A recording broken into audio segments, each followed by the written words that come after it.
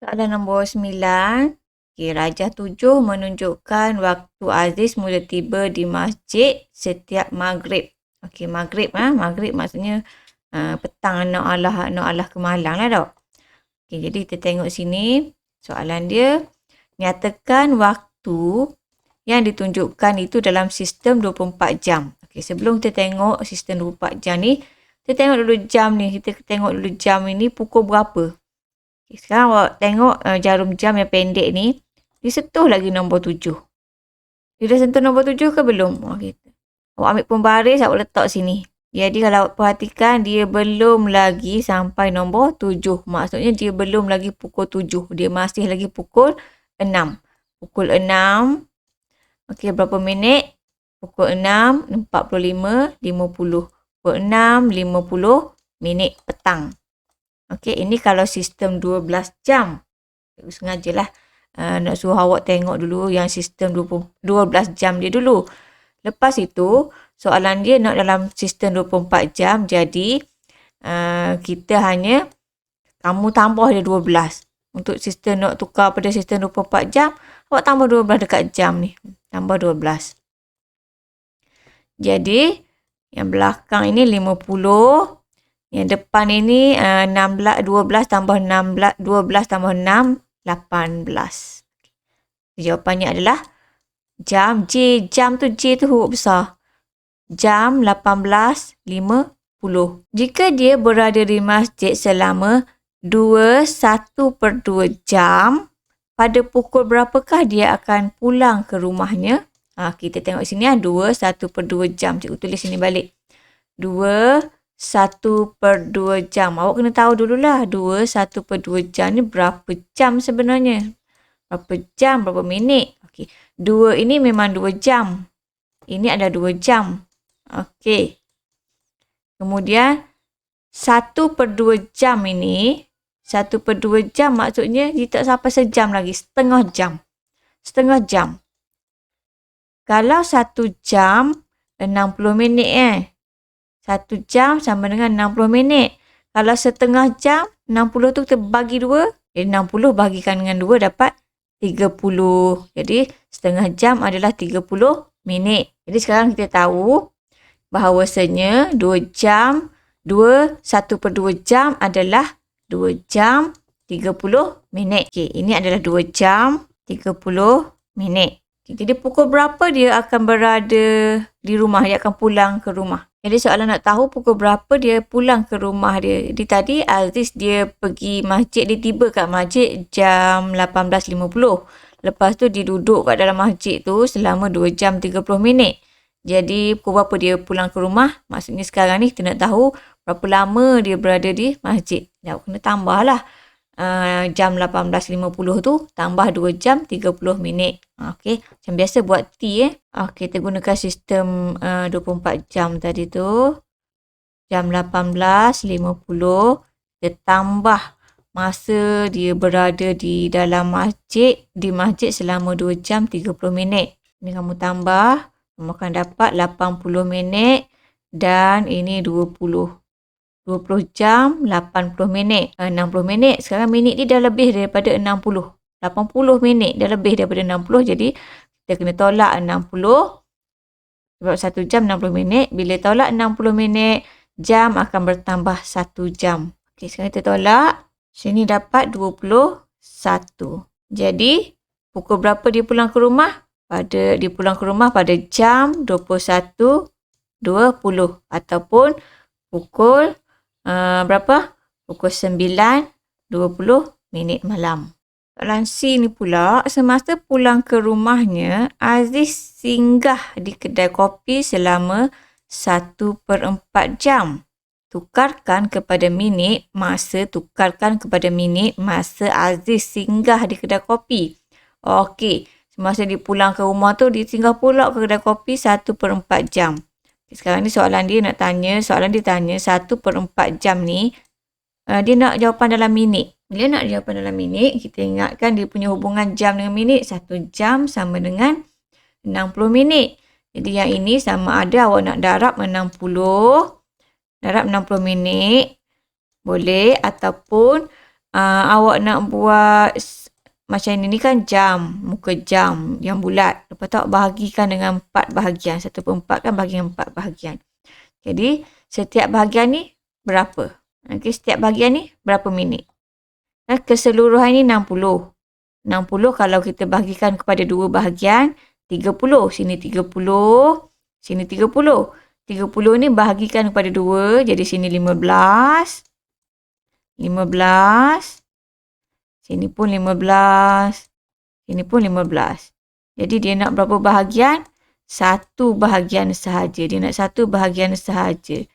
Jadi 15 minit. Ini kalau kamu buat rajah lah, kamu guna kaedah rajah kan. Ni muka jam yang bulat tu, awak bahagikan pada 4 bahagian sebab 1/4 ni. Ataupun kalau nak guna yang ni pun boleh. Mudarab dengan 60. Guna kaedah pemangsuhan sifir 2. Sifir 2 ada 4 kan. 2 darab 2, 4. 2 darab 3, 6. Tambah sifar. Okay, boleh lagi sifir 2. Sifir 2 ada 2. 2 darab 1, 2. 2 darab 15, 30. Jadi, dah tak boleh nak potong. Yang atas saja 1 darab dengan 15. Kamu akan dapat 15 minit. 2 cara yang cikgu tunjukkan tapi jawapan dia sama. Sama ada nak darab dengan 60 ataupun nak guna kaedah rajah macam ni. Soalan nombor 10. Rajah 8 menunjukkan isi padu air oren dalam sebuah bekas. Okey, air oren ni ada 10.5 liter. A. Air oren di dalam bikar itu telah dikeluarkan. Dia buat tubik sebanyak 3/4 liter. Hitungkan isi padu dalam liter baki. Bila baki ni yang awak lebih lah kan. Dia biasanya kalau baki ni kita kena tolak lah.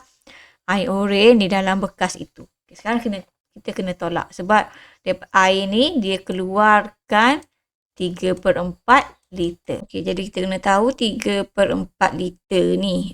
Berapa sebenarnya? Banyak mana 3/4 liter ni? Ada banyak cara. Satu cara awak boleh, kalau awak nak dapat markah free, tanpa pengiraan, awak tulis macam ni. 10.5 liter. Kita tahu kan tadi kena tolak. Awak tolak dengan 3/4 liter. Kalau awak tulis macam ini je. Tulis gini je. Tak ada ke jawapan ni? Jawapan tak ada ke? Tapi tulis macam ini je. Awak dah dapat 1 markah sebenarnya. Takkan kita nak dapat 1 markah je. Markah dia 2. Jadi kita kena selesaikan. Untuk selesaikannya, tukar dulu 3/4 liter ni kepada mililiter. Okey? Tukar. Yang liter ni tukar pada mililiter. Cikgu suka macam tu, tukar dulu. Okey, jadi 10.5 liter tu, sebelum tu hubungan 1 liter sama dengan 1000 mililiter. Okey, hubungan ni awak kena ingatlah 1 liter bersamaan dengan 1000 mililiter. Okey, 3/4 liter. Awak boleh buat macam ni. 3/4. Okay, ini. Okay, ini 1 bahagian. Kemudian terbahagikan pada 2, 3 dan 4 bahagian. Okay. Keseluruhan ini 1000. Kalau kita bahagikan kepada 2, sini 500. Kalau bagi 2 lah. 500. Okay. Kemudian yang 500 ni terbahagikan pada 2 pula. Jadi, 1 bahagian 200 setengah, 200 setengah, 200 setengah, 200 setengah jadi 500 kan. Jadi, 4 bahagian tadi. 4 bahagian ni. 4 bahagian 1, 2, 3, 4. 1 bahagian 250.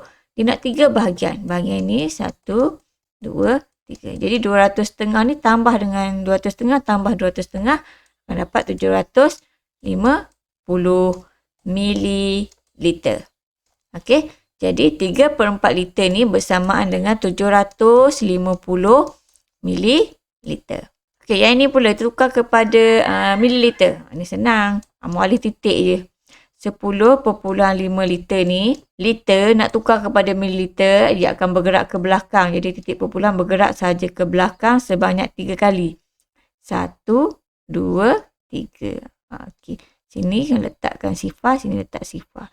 Jadi ini adalah bila kita tukar pada mililiter akan jadi 10, 5, sifar mililiter. Okey, unit dia dah sama dan dia dua-dua nombor bulat. Jadi awak dapat jawapan. Buat bentuk lazim, dapatkan jawapan dia. Okey, awak dapat jawapan 9,750. Jawapan nak dalam liter. Jadi yang mililiter nak tukar pada liter pula. Jadi alihlah titik perpuluhan ke depan pula 3 kali. Mana titik perpuluhan dia ada kat belakang ni. Awak tambah. Alih 3 kali ke depan. 1, 2, 3. Jadi titik perpuluhan dia duduk di sini. Jawapannya 9,750 liter. Soalan B, baki air oren di dalam bekas itu dibahagikan antara Subi dan dua orang kawannya untuk diminum. Okay, soalan ni berkait dengan soalan A. Di baki air oren di dalam bekas itu, berapa baki dia tadi?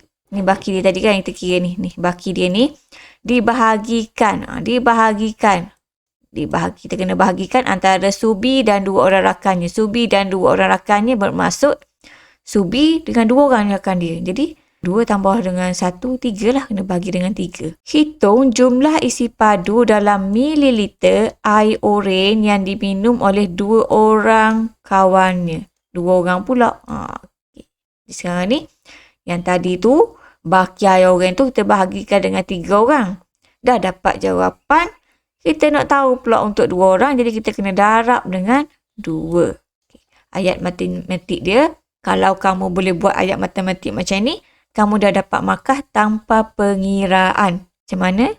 9,750 sifar bahagikan dengan 3, kemudian kamu darabkan dengan 2. Kalau kamu buat macam ini, tanpa pengiraan lagi, kamu buat macam ini saja, kamu dah dapat 1 markah. Ini operasi bergabung jadi kita kena buat yang dalam kurungan dulu. Okey, 9,75 sifar bahagikan dengan 3. Boleh buat bentuk lazim. Okey, maaf ni tak ada titik ni, cikgu salah. Tak ada titik ni.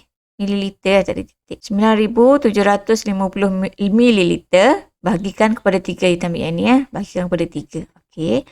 Buat bentuk lazim. Jadi bila kamu kira ini, kamu dapat jawapannya adalah 325 sifar mililiter. Kemudian darabkan pula dengan 2. Darabkan dengan 2. Dan kamu dapat jawapan akhirnya adalah 6,500 mililiter. Ini satu lagi markah. Okay, kita dah settle dah nombor 10. Kita pergi pada soalan nombor 11. Rajah 9 menunjukkan sebuah pepejal. Ini pepejal yang ditunjukkan. Namakan bentuk pepejal di atas.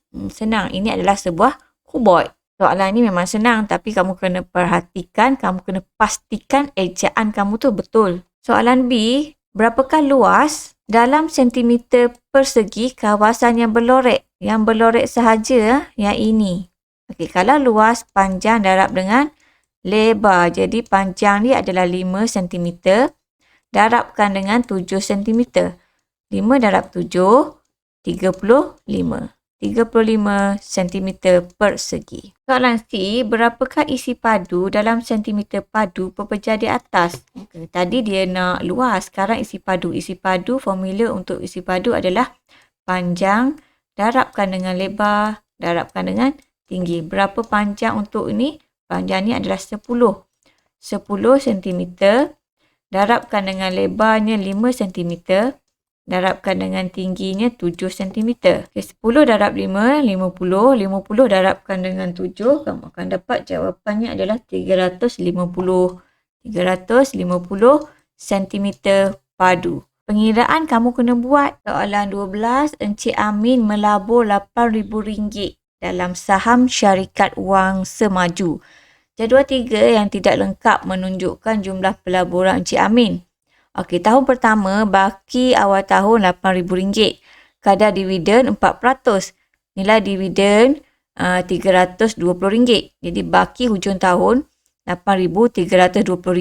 RM8,320 ni didapat hasil daripada wang yang disimpan RM8,000.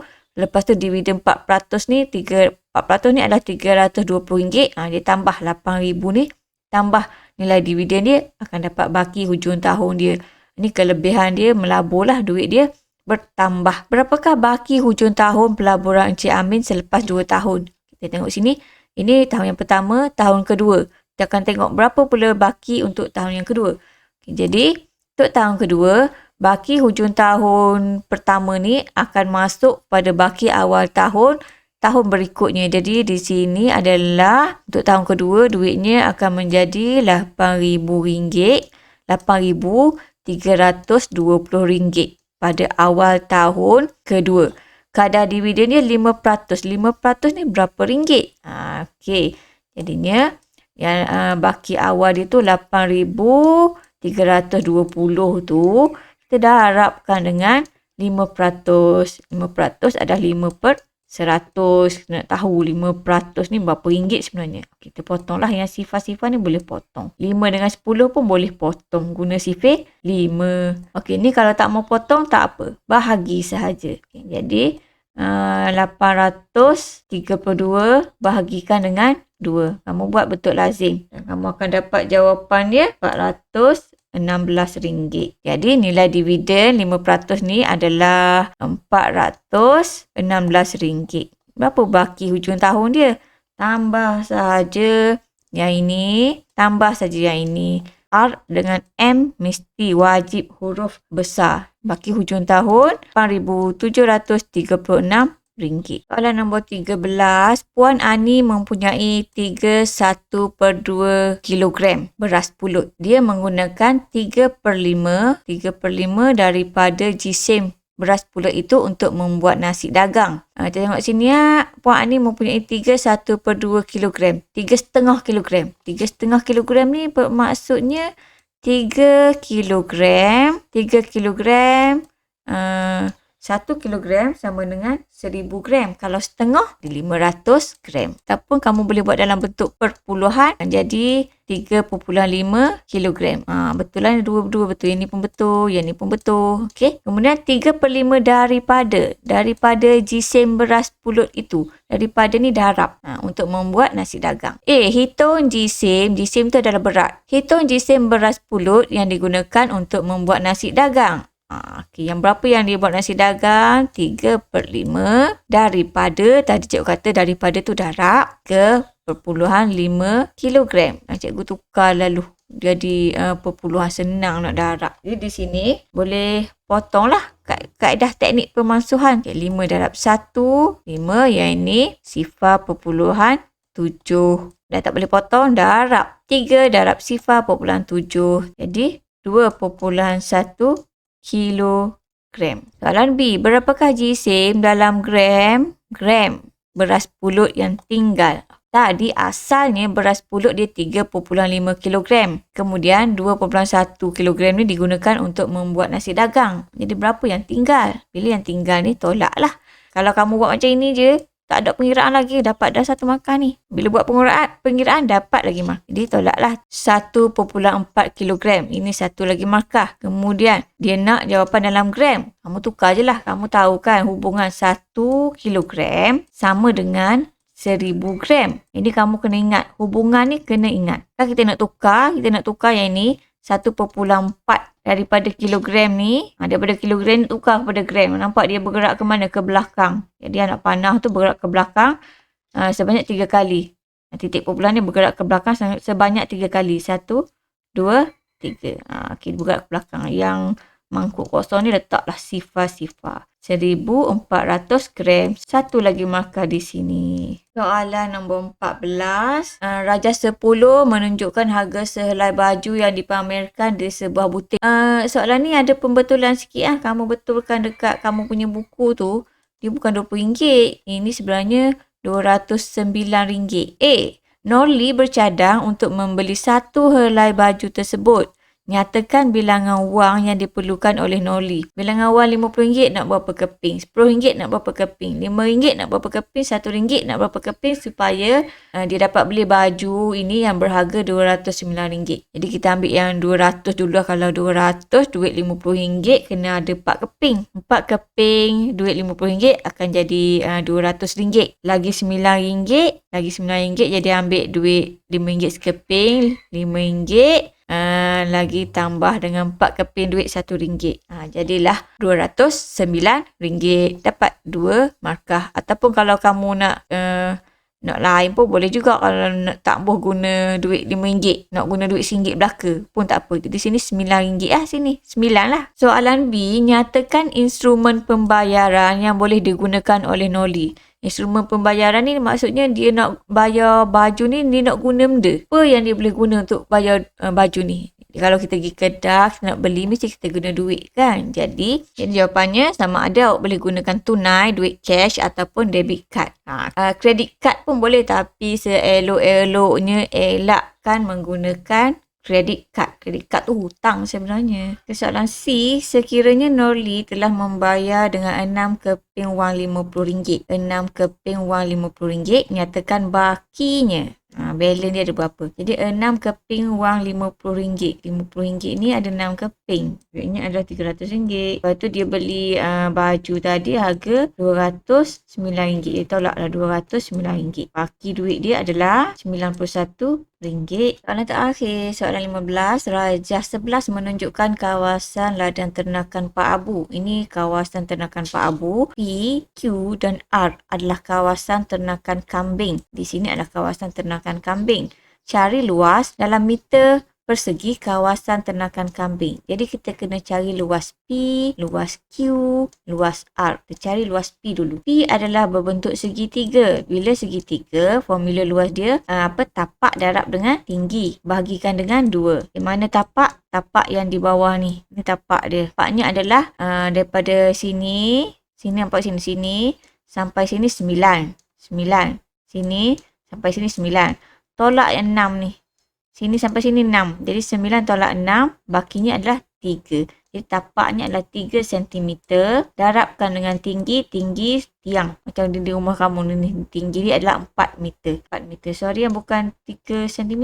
3 meter. Okay, jadi 3 meter darab 4 meter dapat 12 meter persegi. Selepas itu kita cari luas Q. Q panjang darab lebar. Bentuk segi 4.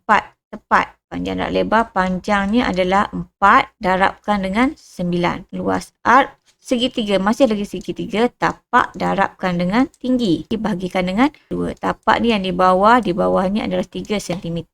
3 meter darab dengan tingginya di sini.